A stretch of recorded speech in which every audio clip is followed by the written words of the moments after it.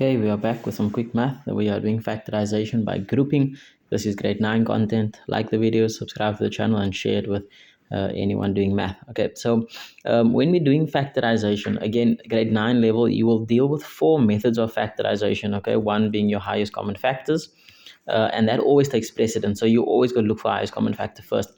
2 is your difference of two squares, right? Your dots. And when you have two terms, generally if you have two terms, okay, so it's going to be something squared minus something else squared. That's your difference of two squares. There's going to be two terms, there's going to be a minus in the middle, and both of those terms are going to be perfect squares for the majority of the time. Okay, your third one is trinomials, and in grade 9 level you'll only deal with basic trinomials, or you'll deal with advanced trinomials later on. Okay, but your trinomials are 3 terms. Okay, but when you move on to more than 3 terms, so the one that we have up here and the ones we're going to deal with, there's more than 3 terms, you most likely going to do grouping. Okay, so the first thing, as I mentioned, when you start, is highest common factor takes precedence. So we go look here. Is there a factor that is in all of our terms? No, there's not. Okay, there's not a factor in every term that you have on the board now, on the screen now. And because of that, there is no highest common factor. So you move on and you do something else. So what we're going to do is this. We're going to do grouping. Now, what that means is we're going to look at some of our terms. We're going to ignore the others. And we're going to see if there is a method of factorization that fits. For example, I'm going to maybe only look at these two terms, right? These two over here. I'm going to ignore the other two. So we're going to make like they don't exist. We can maybe even move them, take them and put it somewhere else. Just move it. Okay. We're only going to look at those two, and we're going to see if there is a method of factorization that can fit. So for this one, I can see that there is a highest common factor between those two. So I'm going to take out the highest common factor. What can go into both of them? 3. 3 goes into both of them. So I'm going to take my 3 out. And a squared will also go into both of them. So a squared comes out as my factor as well. I'm going to open my bracket. Now we know this. We remember that when you take out a common factor, you divide each term with your common factor. Okay, so if I take my first term and I divide it by my 3, 12 divided by 3 is going to give me 4. A cubed divided by a squared is going to leave me with 1a. My second term is minus 9a squared. That gets divided by your common factor. So the 9, or rather the minus 9 divided by the 3 is going to give me a minus 3. A squared divided by a squared is going to disappear, right? Produces 1. So out of our first two terms, we took out the highest common factor. If I look at my second two terms, and I try to see, is there a method of factorization that fits? There isn't one. Okay. However, if I look at what I've got over here, that is the same as my second two terms. So what I'm going to do is this. I'm going to take out a positive 1 out of those two terms, because 1's a factor of everything, right? So I'm taking out the positive 1, and if we take out 1, everything stays the same. Okay, so now what can you see? If you want to go use the k method, you can go use the k method. So we'll say this thing is equal to k. So 4a minus 3 equals k. Then what will you have? You will have 3a squared. Let's write this nicely.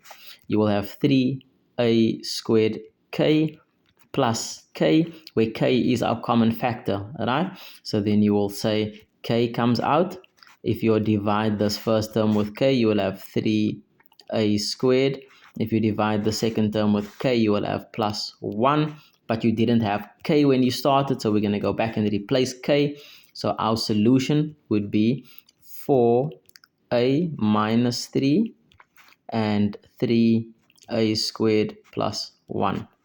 Okay, so that is factorization by grouping. If you don't need k, and in this step over here, if you already identified that the whole bracket is your common factor, then I guess you can go straight from that step to your answer.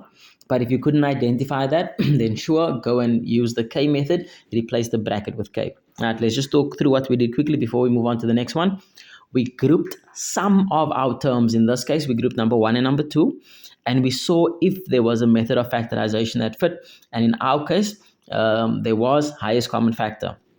We looked at the second group of terms, And there wasn't really a method of factorization that fits, right? There's always one as a common factor. But we nicely identified that the whole thing is the same as our bracket. So we could write that. We could take one out as a common factor, and then we could take that whole bracket out as our k or our common factor. Okay, let's move on to the second one. All right. Again, we are going to group some of our terms, okay? And we are going to see whether there is a common factor between some of them. I don't like this question because I see that there are like terms over here. So I just want to see, maybe I've written down the question wrong.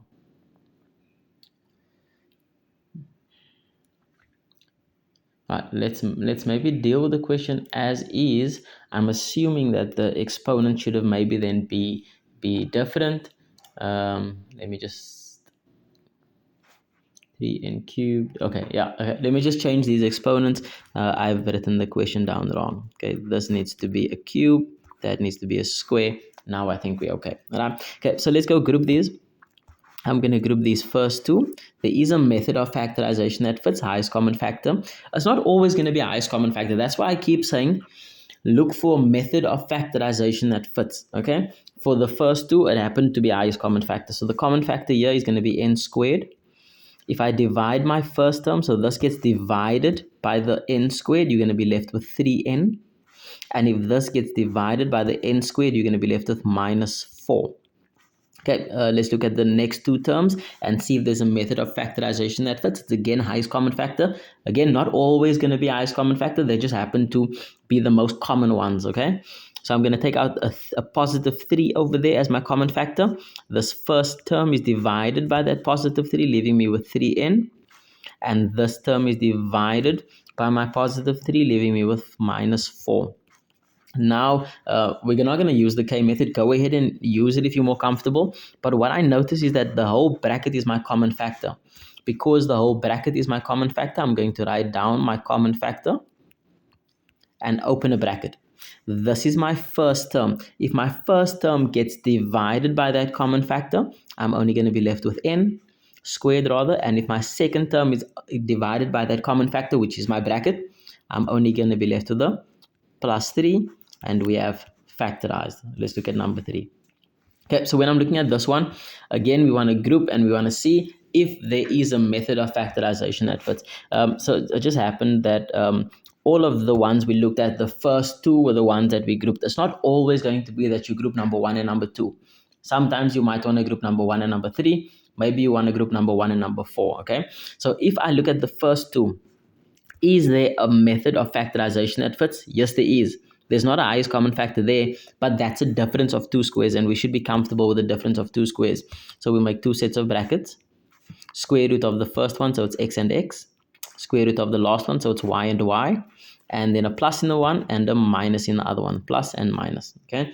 If I look at these two, is there a method of factorization that fits? Highest common factor for this one. And my factor is 3, so I'm going to take out a positive 3. And if my first term is divided by the 3, x is left. If my second term is divided by the 3, plus y is left. That's a y. Okay, so now what do I see? I see that this bracket over here is common, right? So that whole bracket is my common factor. So I'm going to take it out as my factor. And then I'm going to say if this is divided by that factor, what's left over? The x minus y bracket is left over. If the second term is divided by my common factor, what's left over? The plus 3 is left over. And that is my solution. Okay, so what did we do? We grouped some of our terms, maybe number 1 and number 2, maybe number 1 and number 3, maybe 1 and 4. And we saw, is there a method of factorization that fits? And if there was, then we took that out, and then we did the same with the leftover, right? Whatever our other terms were left over. So maybe term 3 and term 4, we grouped them, and we took out the common factor.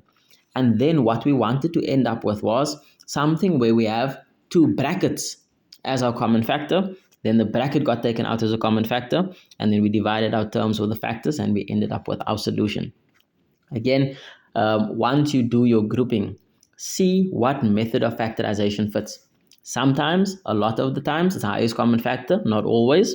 But in the last one that we did, there was a difference of 2 squares. There might even be a stage where you group 3 terms and you look for a trinomial, right? So maybe that's also possible, okay? So just group some of them, see what method of factorization fits, and then move on from there. Okay, good luck.